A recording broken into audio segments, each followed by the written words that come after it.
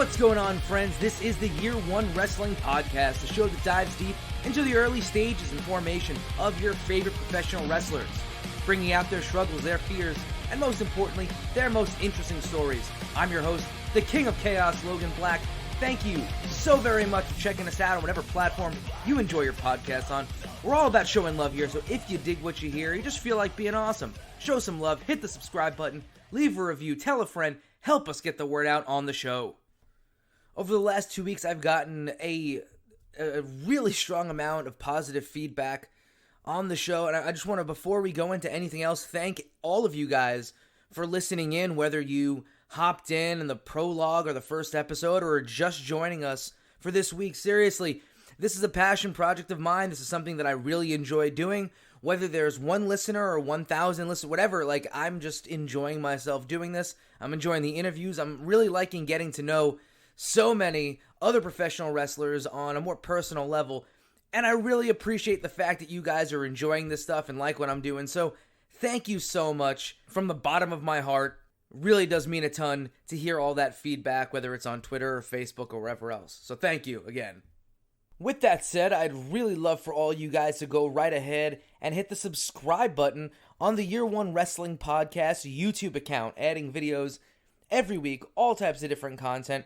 Really fun stuff, exclusive stuff that I've had to cut and leave on the cutting room floor, and now I'm picking it right back up, putting it out there for you guys on that account. Go right ahead, check that out, subscribe, hit the notifications, whatever it takes. Let's continue to help this podcast grow.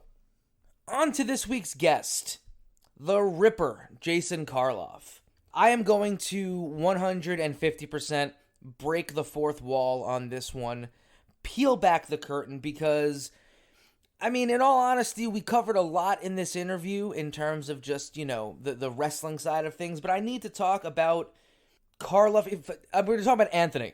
Anthony is a close friend of mine. I will never call him that at any other point, ever. I don't think I've ever called him by his government name, but I'm making the point here because I want to humanize this performer, because everything that we've done in professional wrestling together is, It was great. Honestly, I know Chris Benet and myself both list him, both in singles and in tag-related stuff, as one of our absolute favorite opponents to have a match with.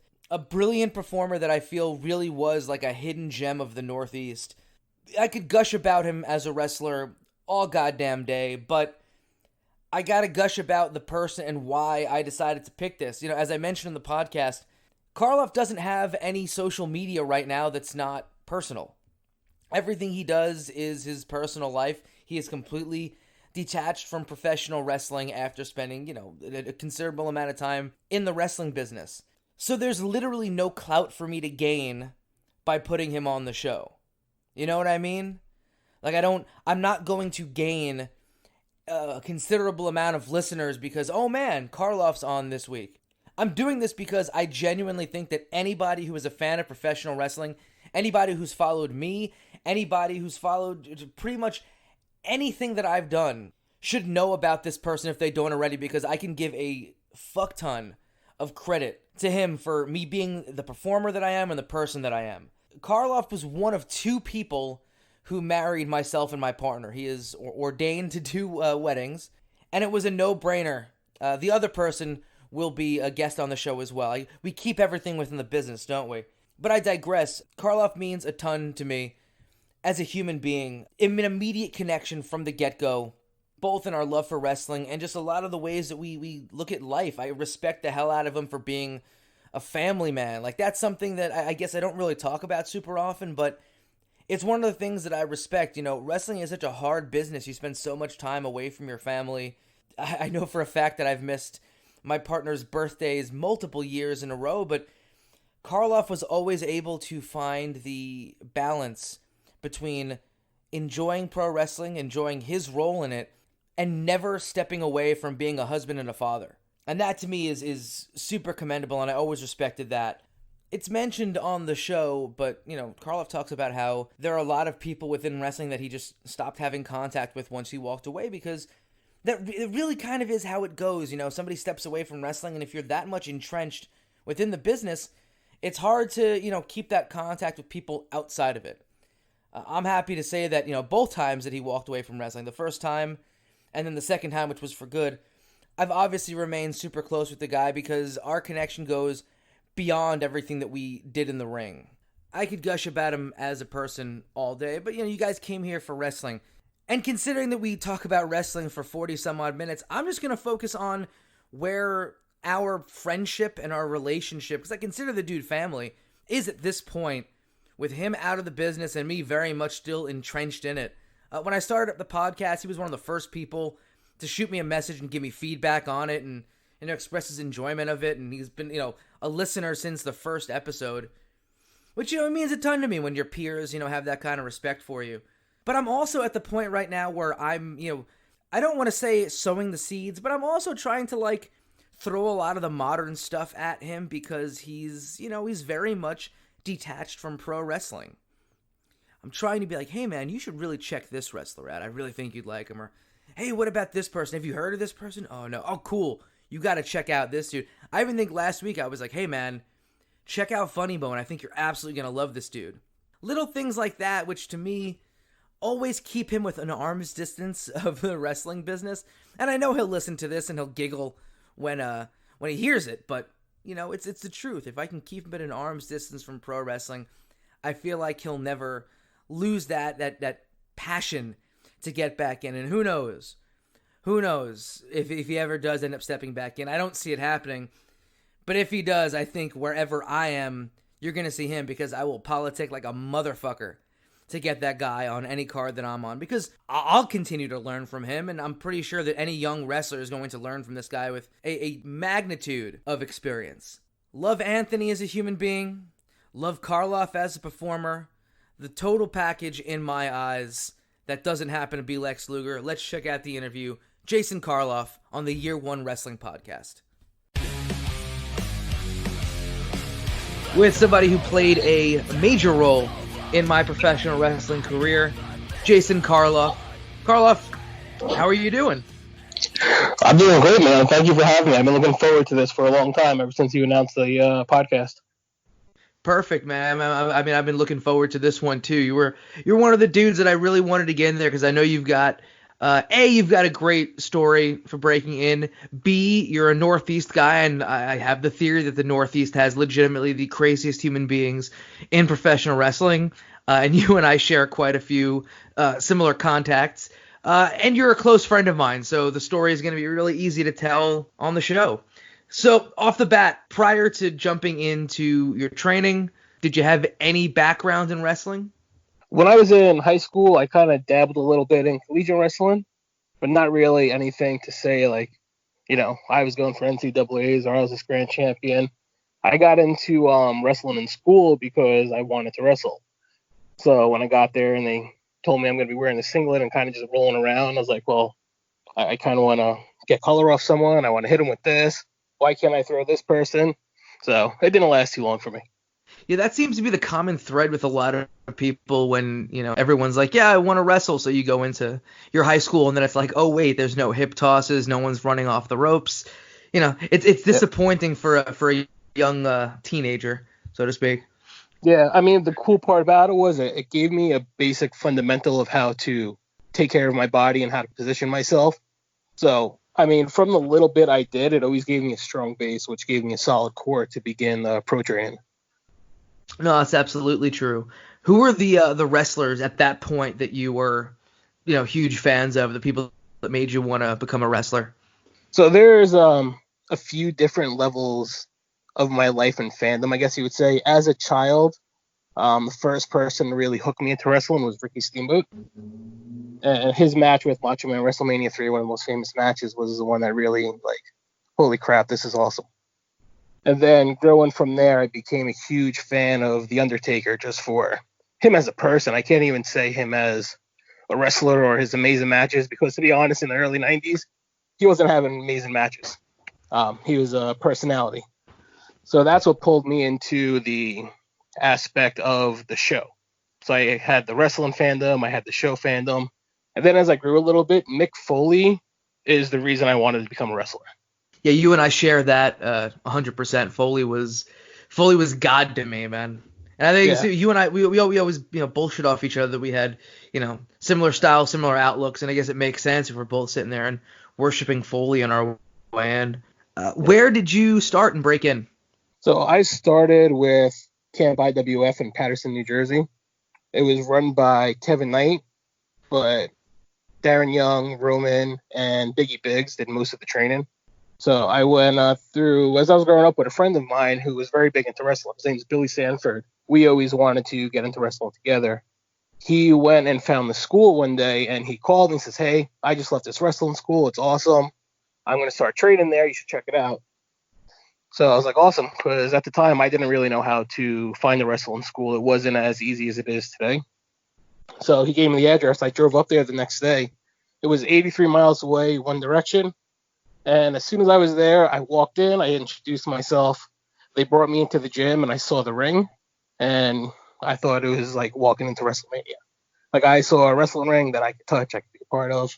So I sat down, I watched practice for the day. Then I sat with Kevin Knight after, and I signed the contract. I gave my down payment, and I was ready to start. I asked when I could go. He said, "You're good to start tomorrow."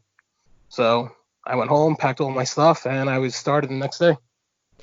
It really is like a recurring theme where you have all these people who they show up and you have the ring at your disposal for the first time, and it really is like, I mean, that scene in the movie where the doves come flying out, the church bells are ringing. Yeah. It's like, yeah, you find your calling. The artist finds his brush. Super interesting that like everyone has that same, no matter where they went, no matter what time they broke in, everybody has that same recurring story. So that's exactly how it felt. And when I first went there, like for the initial meet-in, I was not allowed to touch the ring. I was not allowed to enter the ring. I couldn't go, smell the ring. I stayed on the side, but knowing that there was no barrier there was no fans, there was no anything. It was like, okay, I knew in my head, this is my beginning. And it was probably some of the worst wrestling I've ever seen. But in person, it was probably the best thing I've ever seen in my life because I knew it was the next step. Certainly. What were your goals when you were first, getting your start? So my goals originally were kind of the same childhood dream everyone has, because I was very naive to wrestling outside of WWF. I didn't really know about the indies. I didn't know about European, Japan, everything that I've become accustomed to. So the original goals was to make it to the WWF at the time and be a big of a prospect as I can there. Yeah, and what year was it that you broke in? Because I think it was around similar time to me where I think smaller guys getting the shake from WWE was like a pipe dream. Yeah, it was January 29, 2005 was my first day training. Yeah, I mean, I think you were a little bit before me, but yeah, I mean, you're a bit bigger than me.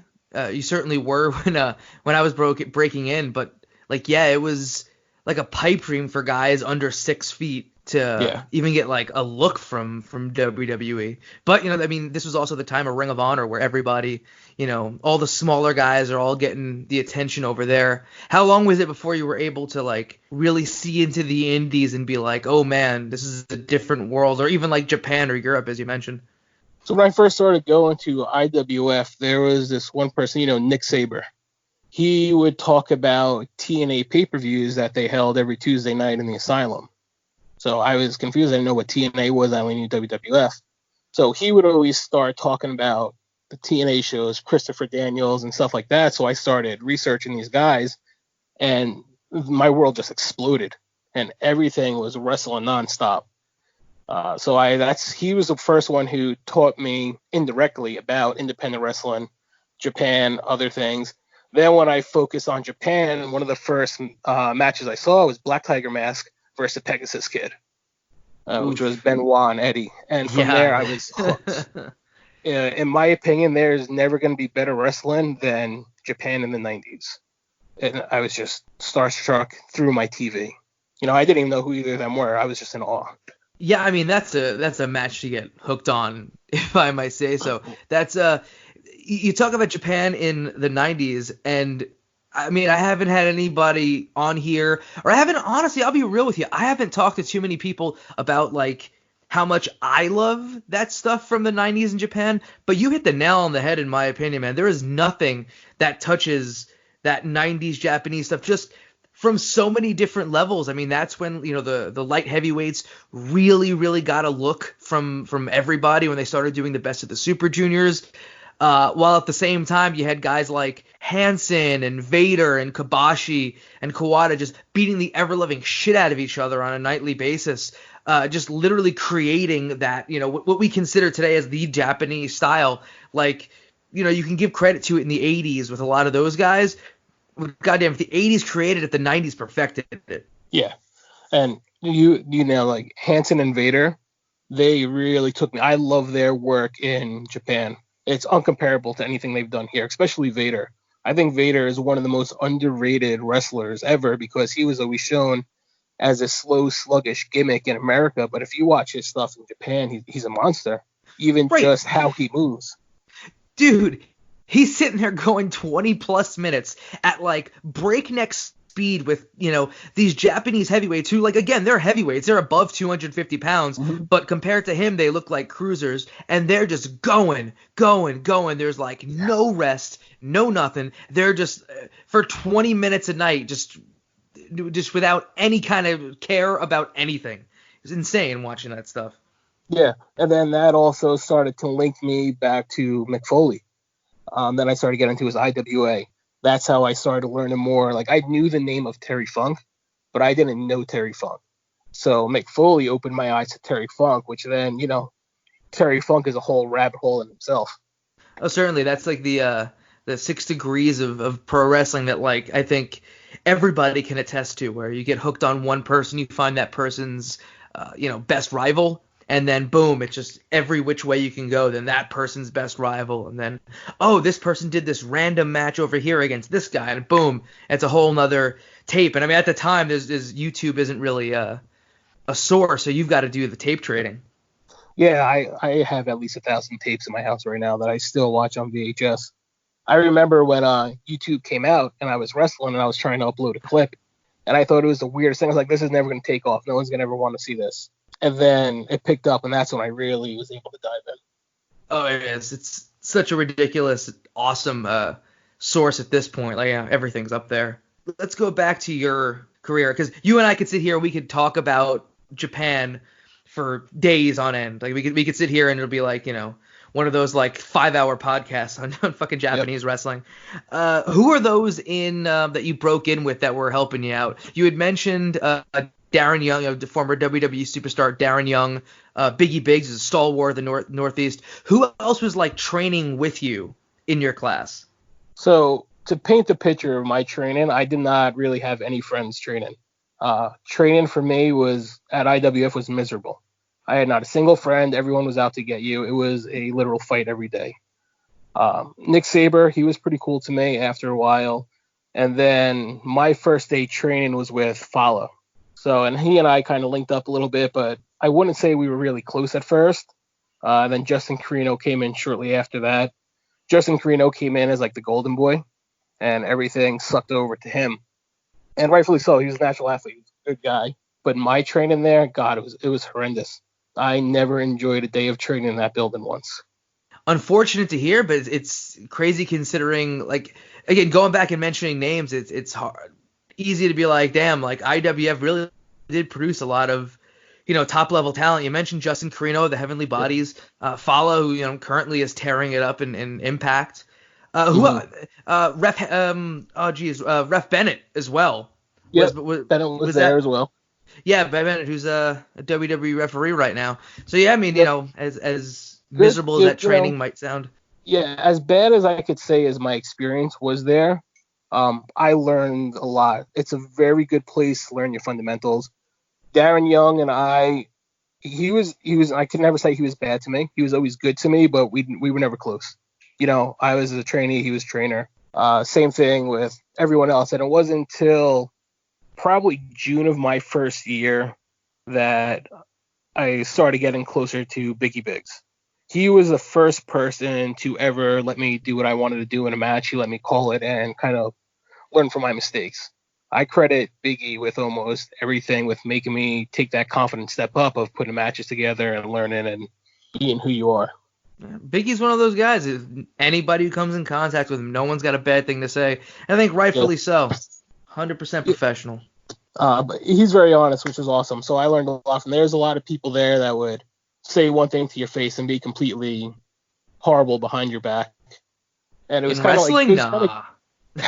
but yeah, no, it was the theme of that building. But Biggie, if he had a problem with you, he told you. If he loved you, he told you. There was no sugarcoating. He was just a very honest person. I had started there, and then shortly after, Sean Donovan came back in there. Who Donovan and I get along really good now. He's a good person. But back then, I think I hated him the most out of anybody I've ever come in contact with. I laugh because I love Sean as well, but I completely understand somebody not liking Sean Donovan. Oh, he was the biggest douchebag. But time changes everything. People grow up, people mature. I was very mentally immature at the time too, so I could see why a lot of shit was put on me as well. I'm not saying I was the best thing and I was bullied or anything. Not at all. I was completely immature going into the business. I didn't know much about it, and I was coming in still with that fan mentality. Walk us through your first day of training. You walk in the doors, you've got your knee pads, your wrestling shoes, you're all set to go. Walk us through that first day. What did you do? Who was there? What happened? So first day of training, I walk in, and there's already a few guys there training. They're sitting in the lobby watching tapes. I walk right through everyone and go sit in the locker room. I get changed, I come out, and I sit down. So right away there's instant heat there, and I didn't know why. But we'll get to that. So then we go out into the gym once everyone's ready, and we do our basic warm-up calisthenics. And then I get linked up with Travis Blake, and he starts teaching me my bumps on a crash pad.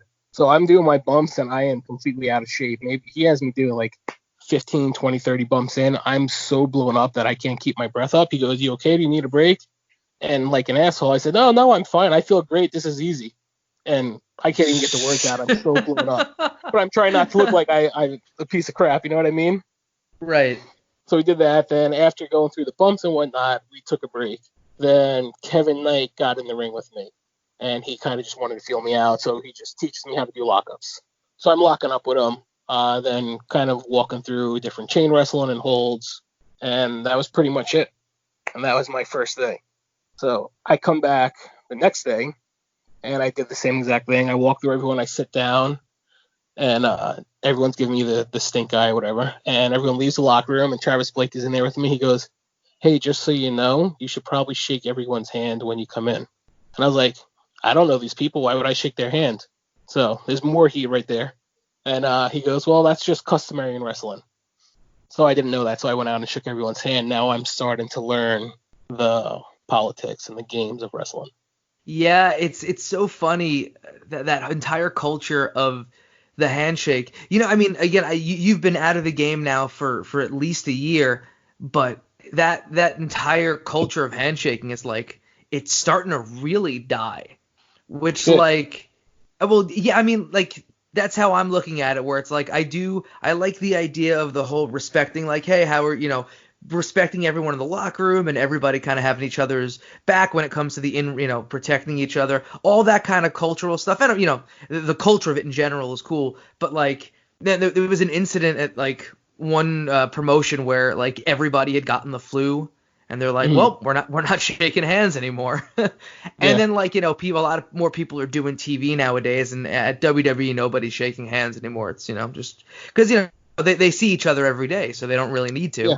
I always thought it was stupid. I really appreciate the respect of the business and respecting your peers and everything, but the whole forced handshake is forced respect. Respect is earned. It's not just there because of who you are.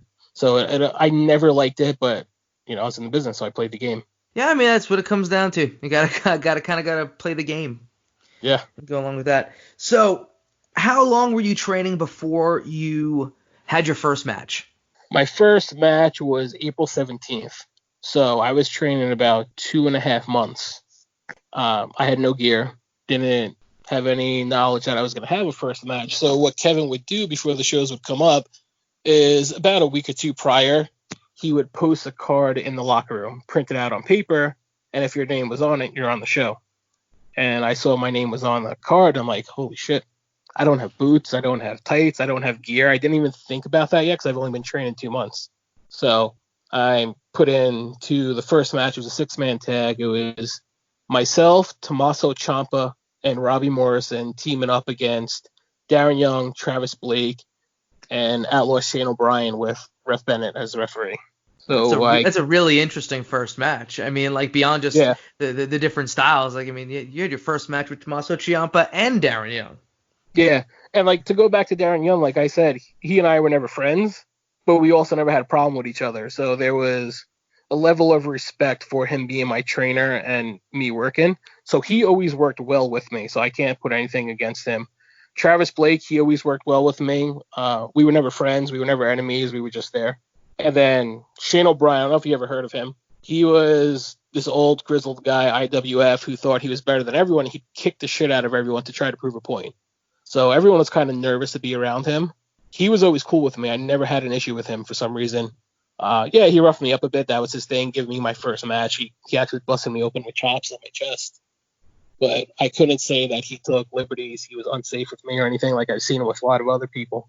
So I get there. I got my knee pads. I got Converse I'm wearing for my first match, black shorts, and a singlet top. So I see the card is a 6-man. I sit there. I'm sitting next to Shane O'Brien.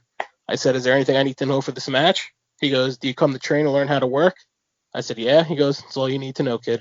And I was like, shit. All right. So I went into this match not knowing anything. I didn't know if I was heel, if I was face, who's up, who's down, who's taking the heat. It was just go out there and do it. But that's the good thing about IWF is as many bad things there is to say about certain people there, they teach you how to work. And you know your basics, you know your fundamentals. So I got through this match just by working on instinct. We didn't call any spots. Nothing was told to me.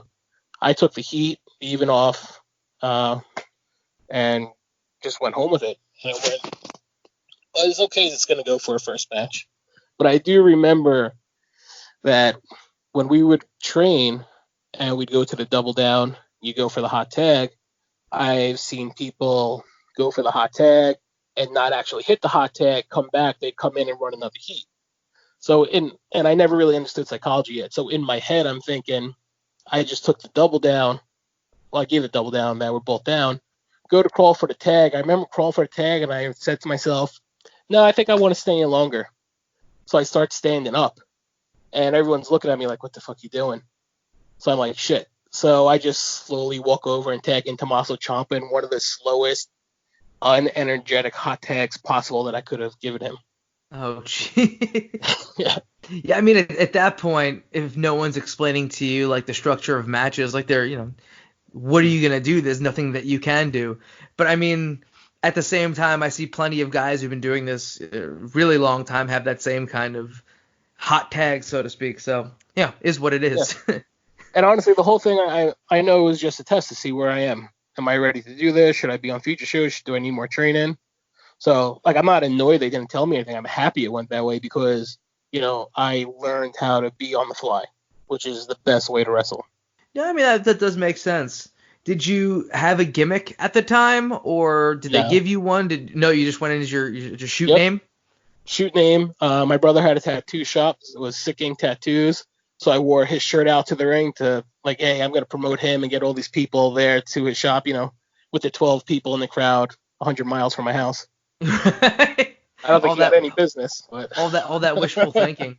Yeah. So did you have a first gimmick before you had Jason Karloff?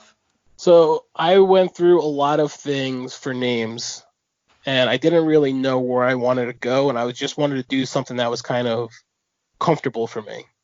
But at the time in the IWF, if you had a gimmick or you tried to do anything outside of Scott Hall 1980s, you were instantly shit on. You didn't know what you were doing. You don't care.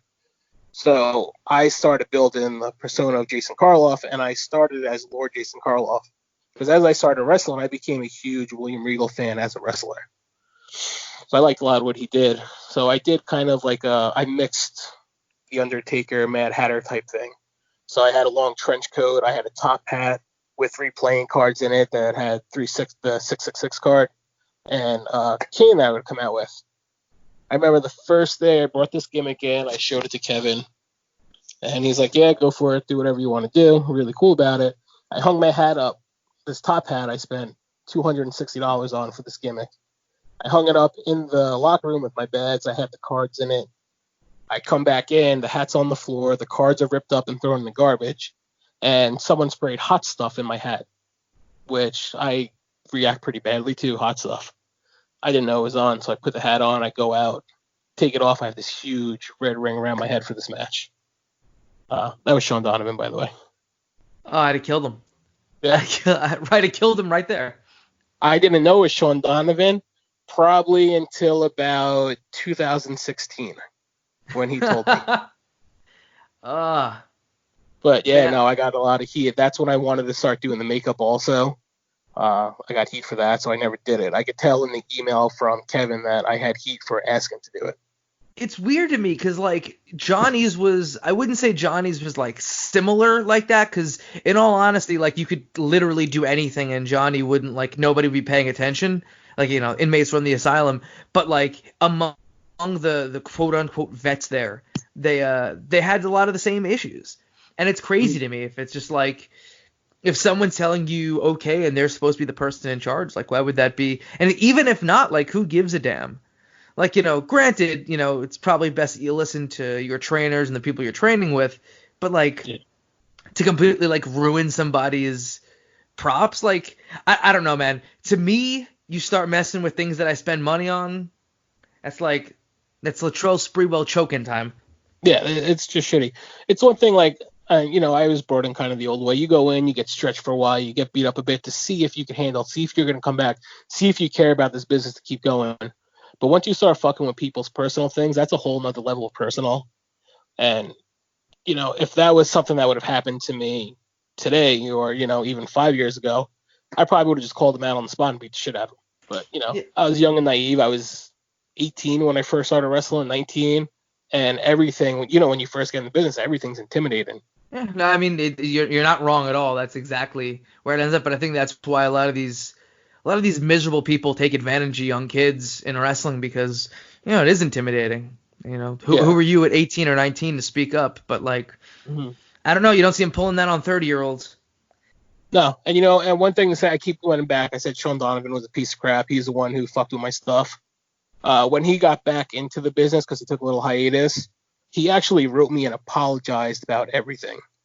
And he was really cool. He owned up to everything. And he even said, you know, immature at the time, your nature of your environment, and that's how it was. So I want to give him that respect that he really owned up to it, and I appreciated that.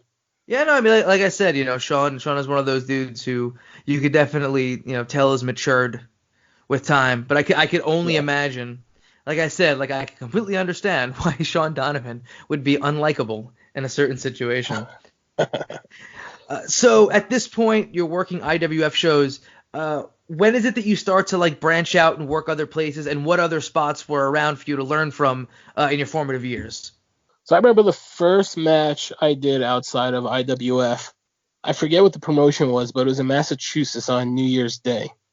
And it was going to be me, Robbie Morrison, Nick Saber, and Fala driving all the way up there. We drove up there, and I was extremely nervous. I'm getting put in the ring with people I don't know. And the funny thing was I get put into a battle royal, which is a Royal Rumble, which is fine. It's my first time. I'm not even wrestling a year. And obviously, if you go back and watch my stuff now, one of the things I'm known for is being very tight. I'm snug, very realistic. I was so nervous in this match that I was throwing punches 10 feet away from everyone's head.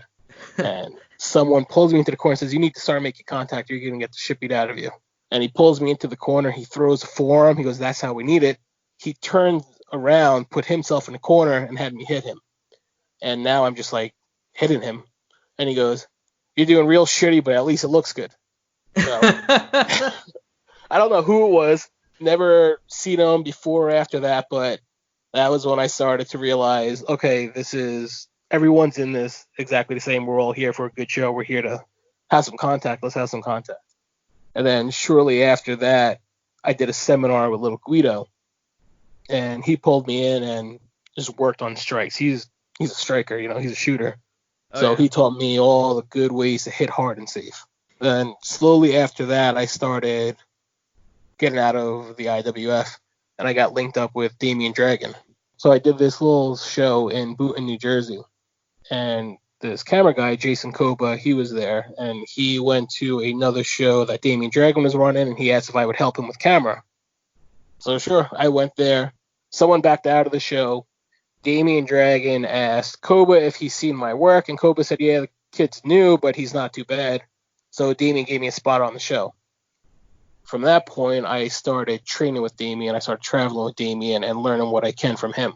I'm sure that was an interesting experience, to say the least. Damian's a weird fucking guy. He really is. And he, without knowing, takes advantage of people who need help.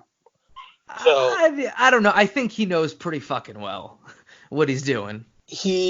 So we linked up, and he's training me now. I'm not training at ECPW under their umbrella, but we're renting open ring day, and Damian's working with me. So cool, we're doing that. He takes me. He's like, "Hey, I don't drive. If you're willing to drive me to these shows, I'll make sure you're booked." And true to his word, he got me good connections. He got me booked, and I started learning from him. But that all went downhill. Everyone knows the Damian Dragon story. But my time with him is what helped me grow into who I was. Because with IWF, you weren't allowed to do more than your basics. When I got linked up with Damian, he said, we need to get you doing more than your basics. And then Damian Dragon is the one who introduced me to John Cannon. And that's how that roller coaster started. You and I have similar, upbringing, where Gleason's was very much the same, where you didn't do anything besides you're very, very, very basic.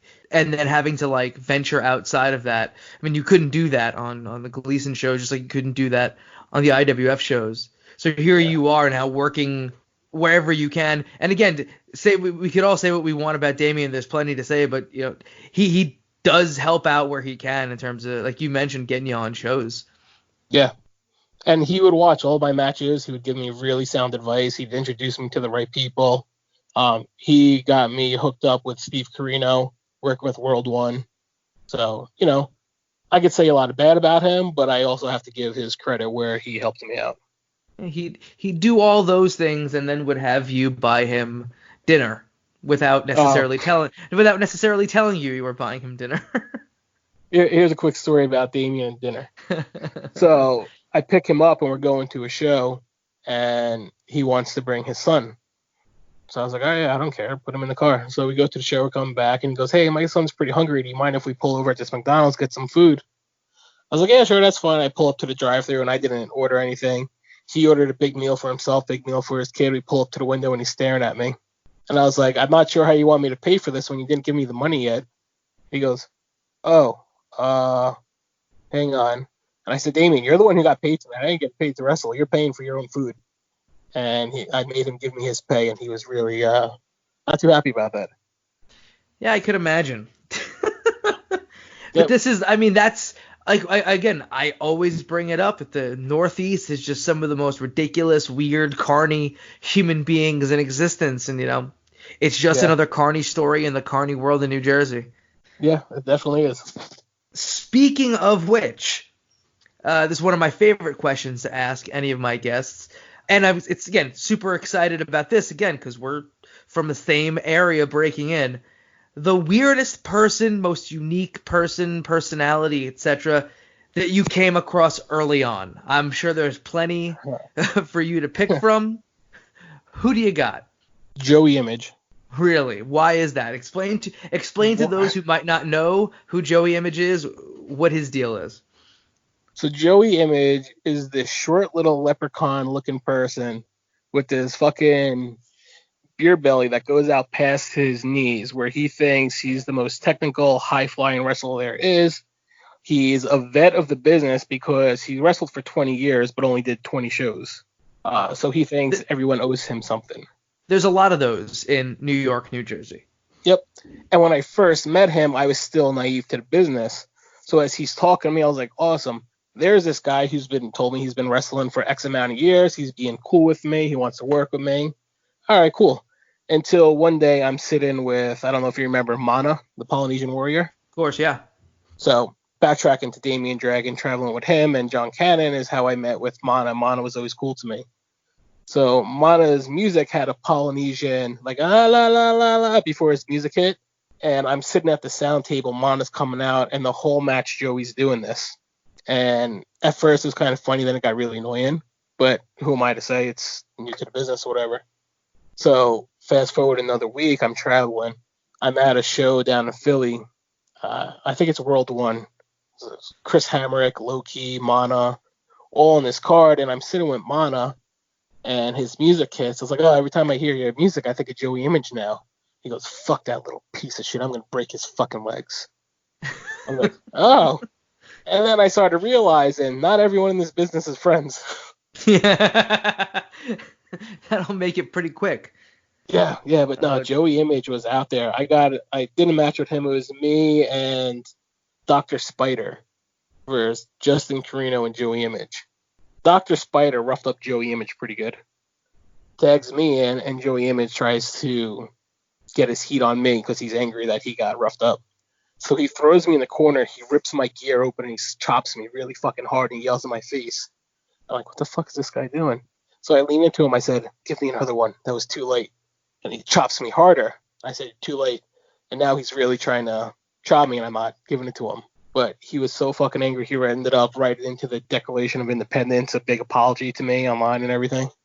He's oh my god, weird fucking guy. The DOI. You want to talk about ridiculous, awful New York, New Jersey carny bullshit.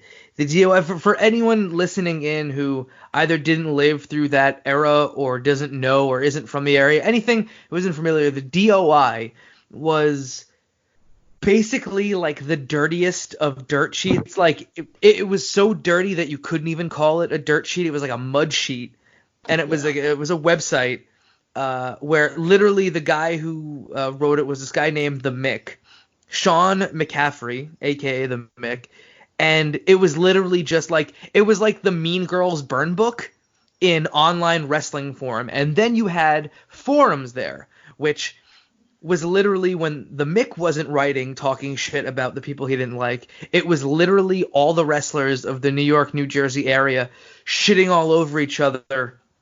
And it was a ridiculous scene. It was the Wild West at that time. Holy moly. Yeah. And Joey Image is one of the top writers on that forum. Oh yeah, he was on there. Yeah. Who's the guy from NWS who was always on there? I'm blanking on his name. I remember Danny DeMonto. I don't think Danny. It's possible that he wrote. I don't know. I just know that his name was brought up all the time on there. Which, having met Danny, since then, he's not a bad dude. So I guess it's just like a product of the time and that shit going on. Yeah. No, I used to work with Danny a little bit back that time, and he always had a bad rap, but he was always cool to me. I never had an issue with him, so I can't shit on him at all. So as we start to wind down here, what kind of advice, or better yet, what would be advice that you today would give to the Jason Karloff walking into IWF that first day? Shut the fuck up. Just shut up and listen. Don't have an opinion. That's the common advice. Everyone seems to get quite a few people. Just walk, just shut the fuck up. Don't say anything. Yeah. I remember this one time. It was one of my first days training, and we're stretching before we get in the ring. And I forget who I was talking to. It was one of the other students, and we were talking about what we wanted to use for a finish. And shit, you shouldn't be having conversations of your first few weeks training. And Darren Young is a few feet in front of me because he's running the calisthenics. It's like, yeah, I want to do this. I want to do that. I want to do this. And then we go into the calisthenics, and I start getting a little blown up as we're doing our rope drills. He goes, people want to sit around and talk about these fucking moves they want to hit, but you can't trust them to pick you up in the ring because they can't fucking breathe. Learn about the fucking business. And he said it to the whole group, and I knew he was talking about me because it's my conversation. I just slowly sunk into myself, and I'm like, fuck, I didn't even think about that. And he was 100% right. Like, he wasn't being a dick at all. He was saying exactly how it is. But little stuff like that I would do. I was saying, I swear to you that I had that same exact speech in the middle of a class that I was running, because one of the students who I had wrestled and he blew up in the ring with me on a pre-show was talking to me about finishers. And I did the same thing, same exact, like to a T, that same exact speech. You know, it's funny how that stuck with me. Like, I could paint the picture, the temperature, the smell of the room, who was sitting where, what was going on. Because whenever I started running classes and training kids and they would be doing some stupid shit and I'd get annoyed, I would think of that story and be like, I was new before, I know what it's like. Let me teach them instead of shit on them. And that's the mentality that isn't pushed enough, I feel, in this business. No, I could certainly agree with you on that. I think there's cultures at schools that are conducive to learning and are conducive to building a level of respect where students and aspiring wrestlers and new wrestlers can all both learn and understand, how to respect the business and how to respect themselves. There's a way to do that, and I agree with you that in a lot of places that is completely lost. Yeah, and if that culture was pushed out there more, I feel it would be such a better business, because as great as the business is, it's such a shitty business. Yeah, I mean, even now I'm still out there trying to, travel and get out there and do my thing. And you do see where, like, certain cultures of schools that you respect, like, I can't speak highly enough about all the kids out of Chikara. My God, I mean, they're all good. Like, they're very good. But they're also just so respectful and have so much knowledge, and, like, literally they just show up to learn and be sponges. It's pretty awesome. Like, that's the kind of culture that you want to be working with. Whereas, other places, you see, people only working, once a month, if that much. And they're not really getting out there because they're making mistakes and nobody is really working with them on those mistakes. Yeah, one of the best places that I like to put over now that has this attitude is Work Rate Entertainment, ran by the Flying Hawaiian Kikoa. I've been to a couple of his practices, and I like what he does. I help him out on his shows whenever I can, because he's not far from my house, but he's very strict with his kids, but he's very nice with his kids. He's more of a father figure than an authority, and he really teaches them and molds them. And that attitude, I always wondered if that attitude was there when I came up, how much different my path would have been, because I had this very defensive fuck you attitude based upon my original training. Growing all the way up to my last days, I didn't trust anybody. Yep. I wonder how different it would be if I came into more of a humbled atmosphere that, like, Kikoa puts out there. And it's just one of those things that you think about. What if? What could have been? Maybe I would have turned out worse because the shit that I went through pushed me harder. So it's weird when I have to run a school somewhere or help someone with a class, and there's kids on the side talking and laughing while I'm running a drill. Where if you did that when I came up, if you're talking and laughing on the side when a drill's being run, you got in there and you got blown up. But I got to take that back. Yeah. Karloff, well, I usually ask, where could we find you on social media? But do you even want people to bother finding you on social media? Are you enjoying your retirement and not being hit up by random wacky fans? Yeah, no, there's no reason to put it out there, because one of the things I learned, when you retire from wrestling, you don't actually retire, you're dead. You learn who your real friends are, the people who called you brother, who've never called you once after you leave. So there's really no reason to put anything out there. There's no one I really need to find me that I want to. The ones that are good to me, that still talk to me, they're the ones I care about. Everyone else, you're a benefit to them when it's needed. And when you're no longer a benefit to their career or their life or their push, you're dead. Well, I can say without a shadow of a doubt that you and the impact that you've had on my career and the impact you've had on my life as a human being, as a person, can't be compared. I am close to you for a reason. You have a special place in my heart and always will. Again, beyond anything that we've ever done in the ring, you as a human being, as an actual brother, as someone who, to quote you, I've spilled blood with, you mean the world to me, and it was an absolute pleasure to have you here on this podcast. No, I mean, it was great. We didn't even tip the iceberg of what we could have gone into, and I had a great time just talking with you. You're one of the few people in the business I consider, friend, family, and not just someone who I worked with a lot. So I appreciate everything you've ever done for me, just even as a person, letting me crash your house, just talking to me, checking up on me after you've given me multiple concussions. Fun stuff. No, that's certainly mutual, my friend. Yep. All right, dude. It's a pleasure chatting with you. Got to do this again sometime. Yeah, definitely, man. It was great. I appreciate it. I love everything you're doing with the podcast. Cool, man. Thank you. Yeah, man. Be good.